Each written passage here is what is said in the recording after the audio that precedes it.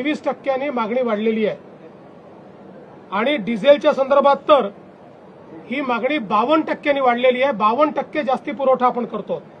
म्हणजे सरासरी मागील वर्षी किंवा याही वर्षी प्रतिदिनाचा जो पुरवठा या काळातला त्या पुरवठ्यापेक्षा 52% जास्त डिझेल हे आता पेट्रोल पंपाच्या माध्यमातून आपण पुरवतो आणि तरीही टंचाई सदृश स्थिती ही तयार होते।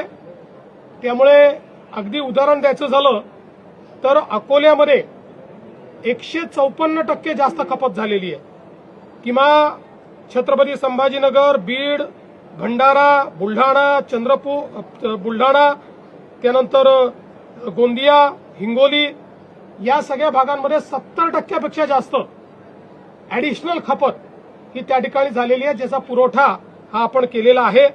आणि म्हणूनच एकीकडे शेतकऱ्यांना डिझेल मिळालं पाहिजे याकरता आपण प्रयत्न करतो, पण निश्चितपणे त्याचा फायदा किंवा गैरफायदा हा काही लोक घेत आहेत।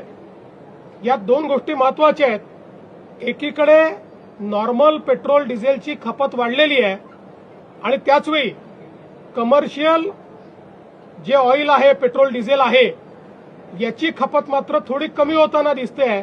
याचा अर्थ नॉर्मल ही जी वाढलेली त्या ठिकाणी खपत आहे ती कमर्शियलकडे वळवली जाते आहे का याची पडताळणी करणं गरजेचं आहे। त्या दृष्टीनं आज आम्ही आदेश दिलेले आहेत, कारण आपण समजू शकता 52% वाढ आणि त्याची आपूर्ती आपण करतो, याचा अर्थ कुठेतरी याच्यामध्ये कोणीतरी साठेबाजी करताय आणि म्हणून ती साठेबाजी थांबवण्याचा प्रयत्न आमचा चाललेला आहे।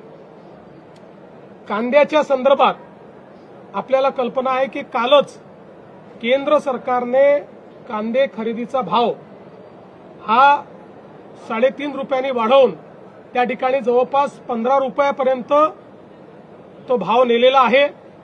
मोठ्या प्रमाणात खरेदी देखील सुरू केलेली आहे।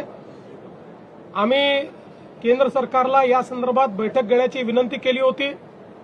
उद्या संध्याकाळी केंद्र सरकारमध्ये तशा प्रकारची बैठकही लागलेली आहे। कांद्याच्या संदर्भात सातत्याने राज्य सरकार आणि केंद्र सरकार हे इंटरव्हेन्शन करतायत। 15 रुपयाची खरेदी ही आपण सुरू केलेली आहे। मार्केट इंटरव्हेन्शन आपण सुरू केलेलं आहे। निश्चितपणे शेतकऱ्याच्या संदर्भात राज्यातलं सरकार हे संवेदनशील आहेत। काही लोक विनाकारण या संदर्भात राजकारण करू इच्छितात